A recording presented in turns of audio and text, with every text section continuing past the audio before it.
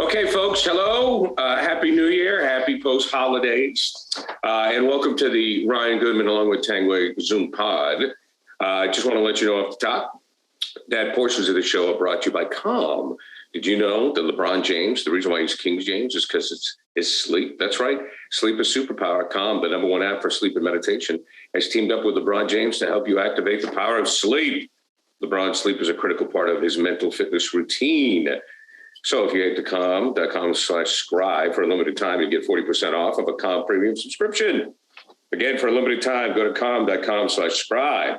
Get started at calm.com/scribe, calm.com/scribe. And I see commercials with LeBron in them now, you know, with the rain falling and all that. So the king buys it. Okay, guys, this is such, we didn't get in this business to talk about pandemics, but it's unavoidable, Jeff. I mean, right now, I don't know what to think. I don't know how we measure teams. I don't know how we stay fans. How do we handle this? It's hard right now. And obviously every league and every level is handling it differently. As bad as it is in the NBA right now, it's worse in college basketball. It's worse. Oh, yeah. Because at least in the NBA, I guess, I mean, they're playing through it for the most part, not with great players, right? I mean, Atlanta's missed 10 guys, Celtics missed a bunch. I mean, people are dropping like flies. I think now on the opening day roster for the Celtics, I counted it up, 11 of the 15 players have been on the COVID list so far. So that's the good news. The good news is if you can't get it again, which we don't know the answer to that yet with this strain, if you can't, the Celtics are done with it for the most part, with their key players already having it. With college, it's a lot different right now because they're testing coming back. The kids went home for Christmas break. They come back about 40% or so are testing their entire team. And frankly, almost every team, somebody's going to have it at this point, coming back from Christmas break with their families or whatnot. And then they pretty much shut it down. The teams that aren't testing, which is like the entire Big 12 and everybody in the Midwest and the South, they keep moving on if they can. So the NBA, I feel bad for the fans because, you know, some fans are flying places with their kids, shelling out a lot of money, and they're watching a team, for instance, in Minnesota last night with Nathan Knight playing 29 minutes and Jordan McLaughlin playing 32 and Malik Beasley playing 39. And there's no sign of Karl Anthony Towns or D'Angelo Russell or Anthony Edwards. And, you know, I feel like they should be offering these owners. It's a joke right now. They should be giving a portion of the money back to these fans for the heist that is going on right now with the NBA and not just the NBA. Yeah. If only, you know, that will never happen. No, but with the one thing that Gary said that, you know, is paramount is we can't judge anybody. Right. We can't judge anything. We can't judge the NBA. We can't judge NFL. We can't judge, you know, the NHL. We can't judge anything. And so, you know, everything must be taken on a face value thing that night and no more. You know, when the game's over, you know, you don't know. I mean, projecting down the road and all that, you know, impossible. You know, it's so. And you're right. It's so right about the paying customer thing. But there's no, you know, what a fantasy world we'd be living in if we ever thought the owners would actually, seriously, would ever say, oh, yeah, you know, we can't keep charging people the same thing. Oh, God, you know, no, it's. Isn't it like scabs? Doesn't it remind you of like scabs and replacement players at this point? Well, yeah, except that they're not doing it. These guys aren't crossing lines or doing anything wrong. I mean, when Joe Johnson comes out of the 3-on-3 league, you know. Here's how that, Joe Johnson, here's where I was, just to put Joe Johnson in perspective, okay? Here's where I was when I heard about the trade of rookie Joe Johnson, 48 games into his rookie season, for Rodney Rogers and Tony Delk. And by the way, in the short run, it was a good trade. In the short run. They got very short to the conference finals. Yes. It was a shock, right? Yeah. Okay. In the long run, it wasn't exactly Larry Anderson for Jeff Bagwell, but it was the next level. Okay. Now, I was in the press room in the Salt Lake City Olympics. That really? Just put that in perspective, folks. That's where I was when Joe Johnson was a rookie traded. And here we are. How many Olympiads later? 97 and 06, 10, 14, 18. What? Mitt Romney has run for president twice and been a governor. So that's where I was when I heard about the trade.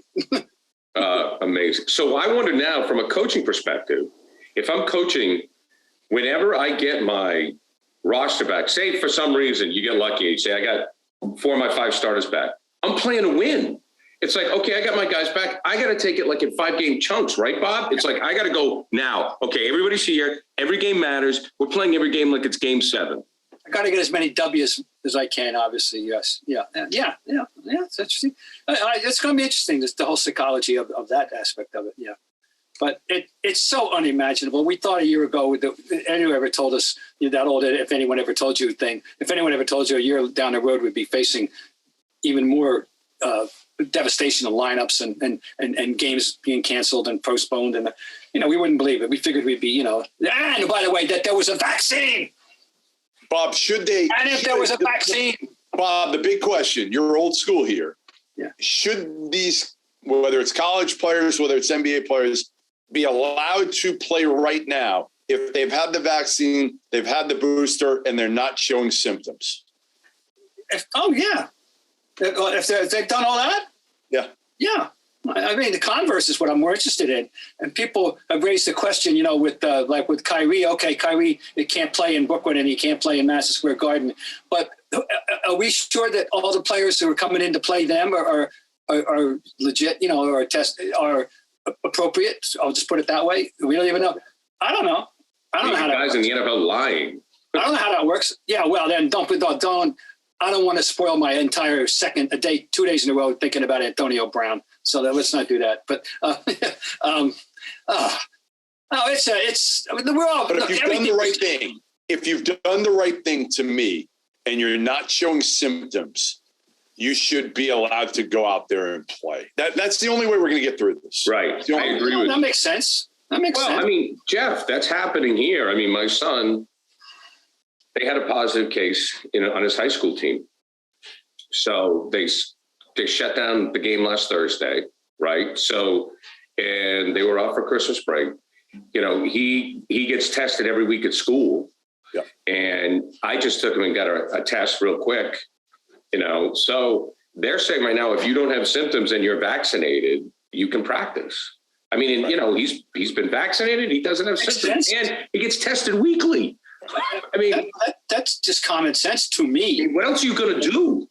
You have to move the goalposts now based on the information that's kind of come to us. And obviously, knock on wood, we haven't had any issues where we've seen of any athlete in any sport really through this new strain being, anything major happening. Right. I mean, generally, if you're vaccinated, I mean, what we've seen is what you're saying is if you're vaccinated and you're young, you're good.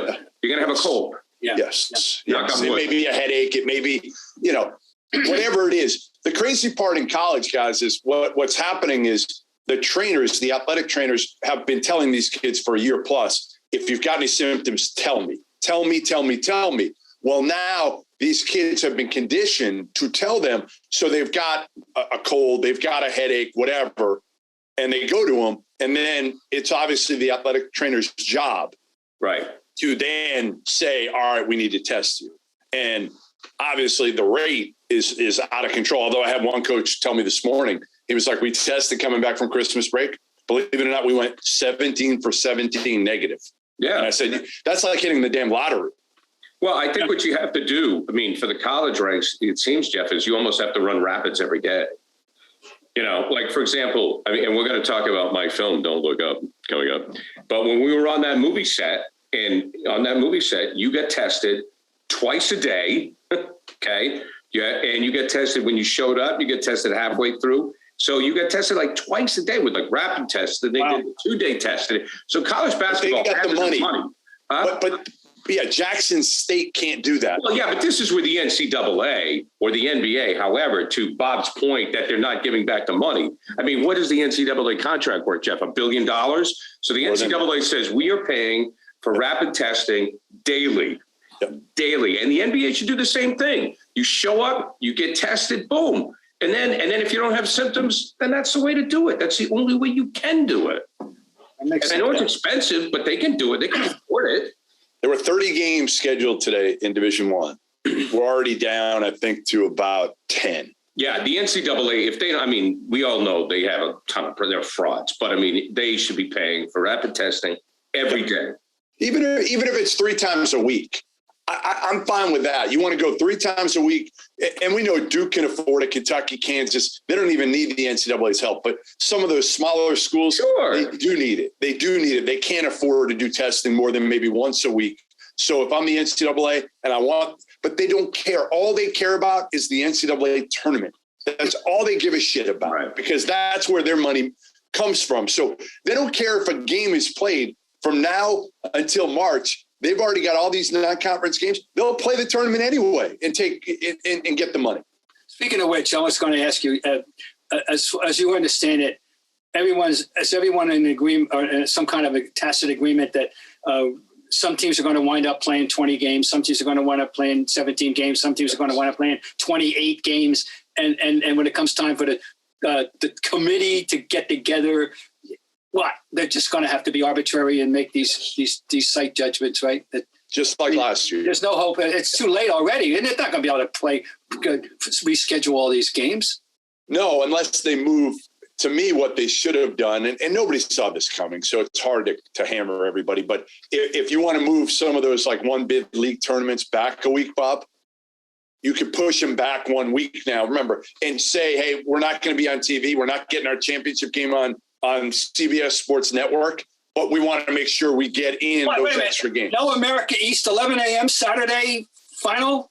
But what would you rather have? A fair America East where everybody plays everybody twice, or you're seeing that 11 a.m. game on CBS Sports Network and it's bringing in, I don't even know how much that's worth on a TV contract. Can't be that much. I'm only kidding because, but that is their slot. Right. And 11 a.m. on Saturday. I just, in some of these teams, guys, they can play. You can play 3 games a week. The Ivy League plays back-to-back nights, by the way, on Fridays and Saturdays, in case nobody's heard that. So you can play a back-to-back at home. There's nothing saying you can't, on a Friday and Saturday night, play 2 games at home. You can fit a 3rd game in on a week if you need to.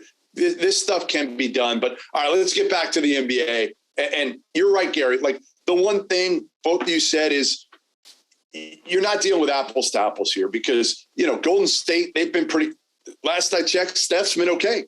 Well, yeah, to me, you look at some of these other teams like the Celtics, they've had the Bulls have had major COVID problems. They're still 21-10 and right behind the Nets. So you're dealing with so many different scenarios right now. I'm just hoping in a month, number one, hopefully everything kind of goes back and the numbers start to decrease a little bit. Or number 2, everybody in the NBA has had it at that point. Everybody's had it, and for the most part, and we can kind of move on, and maybe there's a straggler here and there, but for the most part, we're done with it. It's a good theory. I really hadn't thought about that, but that makes a lot of sense to me. I mean, we're done with the bubble, right? We won't do a bubble again.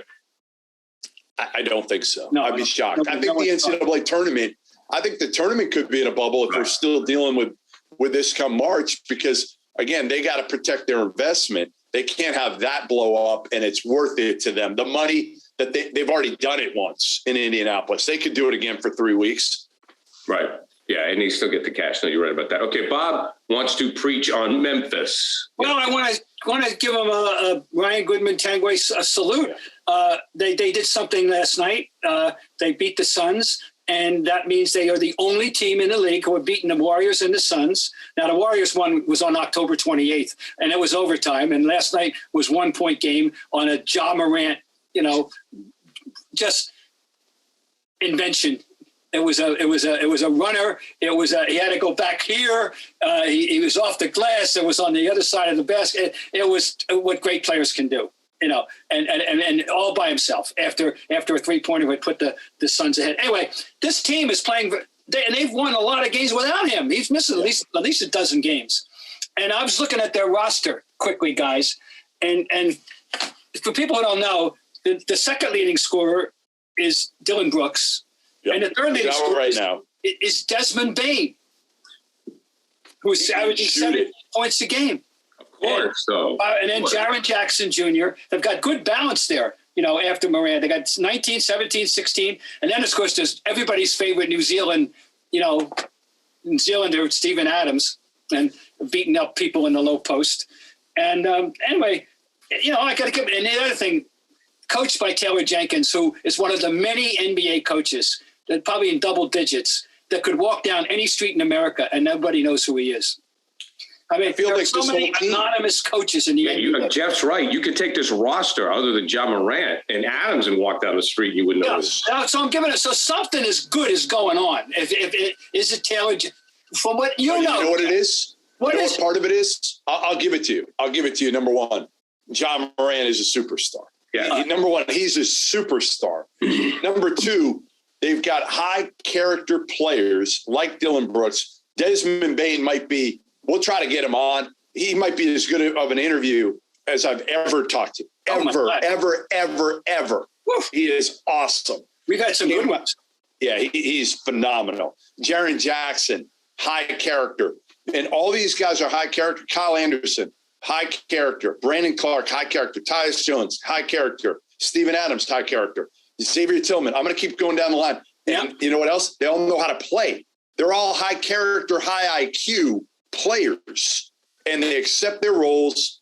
And they're like, and they're guys that they didn't have their ass kissed throughout their careers. Ja Morant was never told how good he was at 16, 17, 18 years old. None of these guys. Dylan Brooks, I remember seeing Dylan Brooks his junior year at the Peach Jam down in Augusta. And at that point, Dayton was recruiting him, and they weren't even sure he was good enough to play at Dayton at that point. And he ended up going to Oregon, blowing up a little bit. But Brandon Clark started his career at San Jose State, transferred to Gonzaga. I mean, like this group is fun because they're kind of what you root for. That's what they are. They're the players. They're kind of what you hope you can find to root for it. The kind of team I always say, you want to point to your kid, this is a worthy group, because I do believe in that the morality clause, the morality factor should factor into rooting, frankly, I mean, and I don't want to root for clowns. I don't want to root for shitheads, Right. And if I don't have to, I don't want to, and that's nice to hear. I knew you'd know, Jeff. That's why I wanted to throw this out there because they're a fascinating story to me and not getting any ink for it. The same olds on the networks, and I want people to know that there's something good going on there in Memphis. I have one little nitpick with them I've had since they moved is they should have ditched a nickname and gotten one a little bit more appropriate to, especially, hey, get a music one, do something, but I mean, Memphis is a great town, great food, great music. For God's sake, but then again, it's not the most incongruous nickname. The New Orleans Jazz, the Utah Jazz long ago retired that trophy when they moved from New Orleans. So that's how lucky are the Memphis Grizzlies that they got Ja Morant instead of Zion? Like, think about that whole deal now. Yeah. Right now, New Orleans is bottoming out because Zion, and again, I've said this to you guys, I think before, like, you're not going to find a better. I feel so bad for Zion, because he is an unbelievable kid. And I hope he's healthy, but I worried about this all throughout college and AAU, that he was carrying too much weight and the way he plays and the kind of like Odin and Durant all over again. It's sad. It's just, but listen, it's right now, it's not even debatable. Like Ja Morant, I'm not sure there's 5 players. If you're starting a franchise today, if you're starting a franchise, Bob, give me the players you would take over Ja Morant today. Oh yeah, not too many. Yeah. Who? Give me Luka. Luka and Jokic. Okay. I'm thinking of it. I have to think about.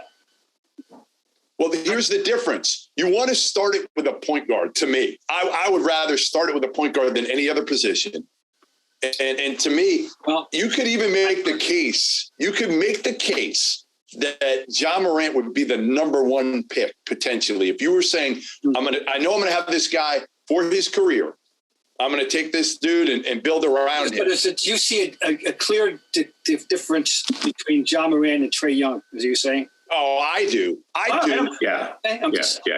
He's I also think, it goes back to what Ja do. Ja can guard. He makes people better. He can shoot it. He's super athletic. Guys love playing with him. I don't think there's any knock on Ja. Like Trae Young is probably, I don't want to say more fun to watch because Ja's a human highlight film. But Trae can shoot it from 40 feet, but he shoots 35% from three. I don't know. I feel like players like playing with Ja more than they like playing with Trae. I think Trae Young is a poor man's Ja Morant. Yeah. I just think Morant's, I guess when I see Morant, when I saw him playing college, I just thought of maybe as a lankier Iverson and just, one of those guys that when he gets on the floor, and I think this is why his teammates love him, he doesn't care if he's going against Kevin Durant. Right. He doesn't care if he's going against Kevin Stakem. He is going to scratch your eyes out. Tough kid. Yeah. Tough kid. But as you said, good kid, chip on his shoulder. Yes. Great kid.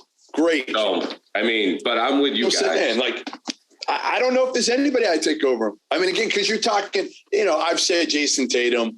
I just would rather have a guy that I know I could put the ball in his hands. Oh, my God. And he's going to make a play. And we can get to Tatum. We'll get to Tatum. I'm still the card-carrying president of the Jason Tatum fan club. I haven't lost that. But, yes, Ja Morant, to me, because of the position he plays and because he can get his shot off whenever he wants in a variety of ways. As he proved last night. Yes. The whole world knew it was going to have it. Yep. We'll get to Tatum in our Celtics segment, which you can check out at CLNS coming up. Guys, okay, I got one, please. Yes. You guys know I'm a box score freak. I love the miniseries. What do you got? Well, I think it's possible we had an unofficial record set 2 nights ago. Really? I mean this in the 75-year history of the league. And it couldn't have happened any other year. The San Antonio Spurs beat the Pistons 144-109. That's not the reason. 144. There were 2 144-point games in the same night. You know that, right? Did you know that? I did not. That's not. No. In so doing, 14 different people scored for the Spurs. Really? 14? Well, 14 different people. Number one, I was unaware you could suit up 15 this year. Or play 14. And nobody played more than 25 minutes in the game. Nobody. Pop, this is Pop having his biggest laugh of the year, but nobody played more than 25 minutes. 14 different people scored a point. Now, that's got to be an all-time record, right? I'm looking at it now. My boy, you got to go to Elias, and they'll confirm it. I'll do that this week before next week. No. Elias, hey Jeff, Elias is going to send a note to Bob confirming it.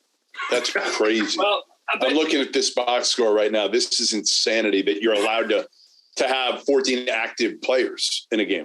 I didn't know you. I thought you could still only had 12. Hey, you're lucky. You're lucky you have 14 active players. 14 guys scored, gentlemen, in an NBA game. Now, I got to doubt that that's ever happened in the 75-year history of the league. Okay, guys, as we wrap it up, I'm going to say that there is a series coming out on HBO Max this March, and Adam McKay is the executive producer. And it's based on the 1980 Lakers. It's the Lakers show. So I think it's 10 episodes. And it's going to be how the Lakers were built in the 80s. Okay. Mm-hmm.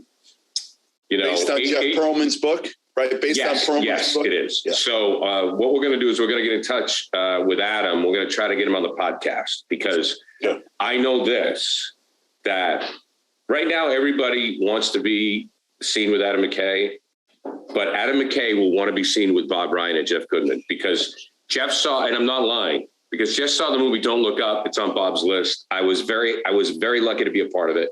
Yep. So I'm on the set with Adam, and he goes, "You're a sports guy?" I go, "Well, yeah, I did the Celtics, pre and post game show, right?" Blah, blah, blah. And we just started talking. This guy watches 4 NBA games a day. I don't know where he finds the time. He is a huge hoop head. I mean, the Detroit Pistons have a relationship with funnyordie.com. Guys, we were on the set, and he said to me, "What's going on with the Pacers?" This is when the Pacers were trying to make a deal with the Celtics, and and it just didn't go down. And then the assistant director said to him, "Adam, we got to get going." He said, "Hey, stop it! I'm talking basketball with Gary for a minute." I kid you not. Wait, all right. I want to know before we get there. Right, you're in Don't Look Up. And I just saw it. My daughter is on a movie kick right now. So right. I forgot you were in it. I know you had told me, but I totally forgot. All of a sudden I'm watching it and I yelled to my wife and daughter, I'm like, "Oh, it's Tangway." Like you're not just in it. Like you've got like a legitimate reoccurring part in this movie. How did you get in this movie? Well, I always audition. I love to act, and it's what I'm doing now. I mean, as crazy as it sounds, I have a manager. I've been auditioning for stuff. I always wanted to be an actor. So while in town as playing a newscaster, I got my SAG card. So now I've been auditioning for detectives and congressmen and, this and that. But I always get the newscaster role. So, by playing the newscaster, I've worked with Rosamund Pike in I Care a Lot. She won a Golden Globe. I did the final scene with her. She was wonderful. I was in Knives Out, right? And with Ryan Johnson and Ana de Armas, hung out with them. They were great. And then with Adam McKay on Don't Look Up, it was fantastic. And I actually shot 2 more scenes that didn't make the movie. Really? I had a scene with Rob Morgan, who's a great actor. And it just, didn't make the movie. And the cast of this movie. Oh, the cast is incredible. I didn't see anybody. When I was there, I guess Chickless was there in the morning, and I guess Meryl Streep was there in the morning. But when I was there, we didn't have any of that stuff. And I just because of COVID? Do you think because of COVID too? COVID, the restrictions were really tight. Heck, I was in a hotel room for 7 days quarantining just to work 3. Really? Where's it shot? I was shot all around Boston, just all over Boston. And Boston basically was like New York. The great thing about Boston is you can shoot everything. If you need to make it look like Detroit, you can go to parts. If you need to make it look like rural Pennsylvania, you can, go to Western Mass. Massachusetts, Boston, you could shoot everything. So they shot it there. Yeah, and the COVID regulations were tight. You had the mask on, the thing, and they'd say, "Okay, get ready for action." Then you'd have an assistant come over, and they're like in a bubble, and they take all the stuff off you. You say your line, they put the stuff back on. Wow. But it's a fun movie. It was a fun movie. It was a good movie to watch too. It was very unique. He has a message. He has a message. Yeah. That's his thing. It's about the environment. It's pro-environment, and Adam's very big on that. Yeah, but I think that we can. So go see Don't Look Up. Bob will watch it. I'll go. And I thought Jonah Hill was phenomenal. Oh my God, so good. The last scene, hilarious. Great. That's just so Adam McKay. I'm gonna go spoiler alert here now. No. I know, but we're not. But we won't. No. I'm not telling you anything. There's a comet headed to Earth that's going to destroy Earth. Oh, I know the premise of the movie. I'm very well aware of the premise. Yeah. But we got to get Adam on to talk about this lake. Okay. We should just to talk about the Laker thing, and he'll love. He knows who both you guys are. He worships you guys. He watches you. It's like I know this guy's an Academy Award-winning director and screenwriter. And he wants to be with you two. This calls to mind the Lakers thing, the Nicholson and the time he was filming the movie in Albany and during the playoffs, and he had them send them videotapes overnight. And I hope Nicholson's a part of the documentary. Oh yeah, somebody. I don't know who the actor is, but somebody's playing Jack. Okay. Adrian Brody is playing Pat Riley. The kid from Boston. Oh shoot! I just thought his name was playing Westhead. I forgot. Anyways, okay. They got a whole slew. Got me psyched up on this one already. Yeah. Oh no, you got to look it up on IMDb. Okay. There's a lot of people on there that you see like that you'll recognize. They even get somebody playing Johnny Most. They got somebody playing Larry Bird. Good luck. Do they have anybody playing Bob Ryan? They don't, which surprised me. No. Disappointing. Very. That's what I see. I mean, you could get the real Bob, Ryan. You could have got the real Bob. All right, go see Don't Look Up. Bob's going to watch it, and then stay tuned to the Zoom podcast because we are going to book at it. We'll try to book Adam McKay to talk about that Lakers series coming up, which obviously the Celtics have a bit. Michael Chiklis plays Red Auerbach. That I know. Oh, cool. Okay. Oh, okay. All right, guys. See ya.